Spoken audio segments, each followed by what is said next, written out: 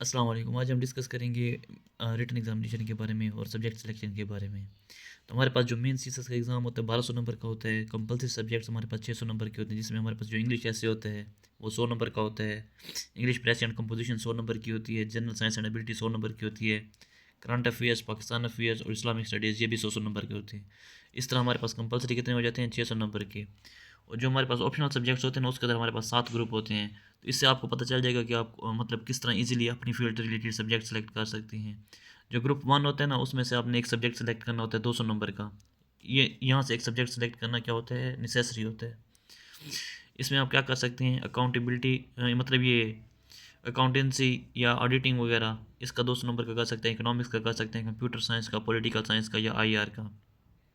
ठीक है, इसमें से आप एक सब्जेक्ट सेलेक्ट कर सकते हैं 200 नंबर का। और एज ए होल आपको जो ऑप्शनल है ना, वो कितने 600 नंबर के सेलेक्ट करने होते हैं। आपकी मर्ज़ी है कि आप इधर से 200 नंबर का कौन सा सब्जेक्ट सेलेक्ट करें। उसके बाद हमारे पास ग्रुप नंबर बी होता है या ग्रुप नंबर 2 होता है।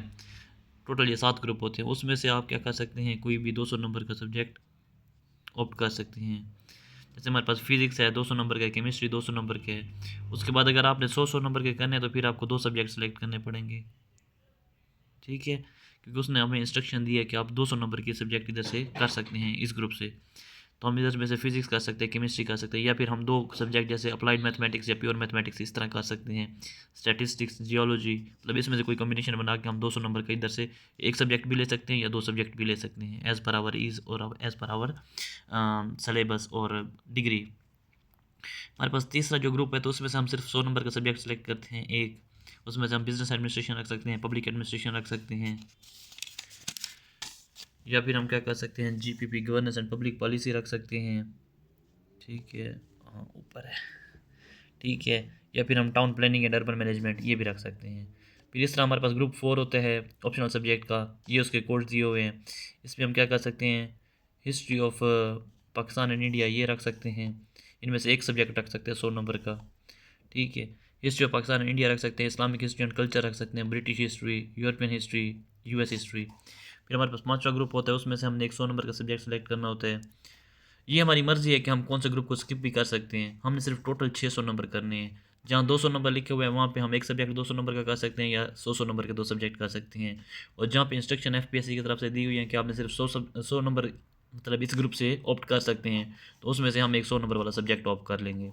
अब हमारे पास जो ग्रुप 5 है, इसके अंदर जेंडर स्टडीज़ आता है, इन्वायरमेंटल साइंस आता है, एग्रीकल्चर एंड फॉरेस्ट्री आता है, बॉटनी आता है, जोलॉजी आता है, इंग्लिश लिटरेचर आता है और उर्दू लिटरेचर आता है। उसके बाद ग्रुप 6 जो है ना, इसमें से भी एक 100 नंबर का सब्जेक्ट सेलेक्ट कर सकते हैं, जिसमें हमारे पास law, constitution law, international law, Muslim law और हमारे पास मर्सेंटाइल लॉ और क्रिमिनोलॉजी आ जाते हैं। फिर ग्रुप 7 आता है हमारे पास, उसके अंदर हमारे पास एक 100 नंबर का सब्जेक्ट सेलेक्ट कर सकते हैं, जिसमें हमारे पास क्या आता है, जर्नलिज्म आता है, मैस कम्युनिकेशन आता है, साइकोलॉजी आते हैं, या फिर हमारे पास लैंग्वेजेस होती हैं, जैसे हमारे पास ये जियोग्राफी आता है, सोशियोलॉजी आता है, एंथ्रोपोलॉजी, पंजाबी, सिंधी, पश्तो, बलोची, पर्शियन और अरबिक।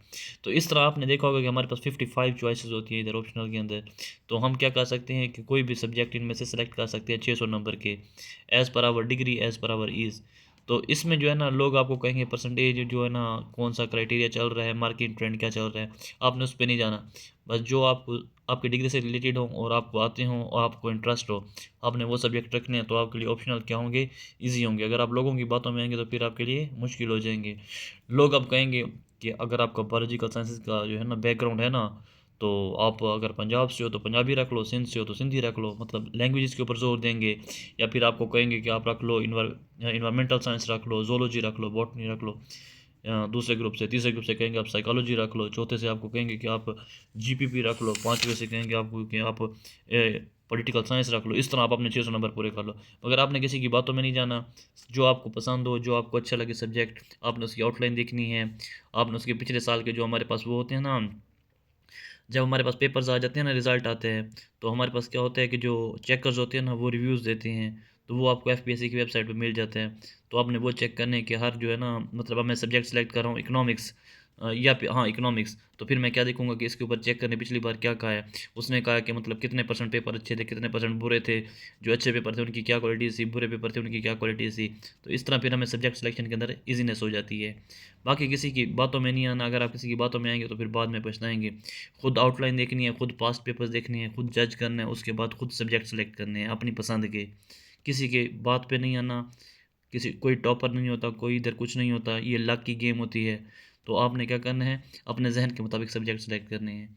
इंशाल्लाह अल्लाह आपको कामयाब करे, दुआ में याद रखें। बाकी कोई क्वेरी हो तो आप इधर कमेंट सेक्शन में पूछ सकते हैं। अल्लाह हाफिज़।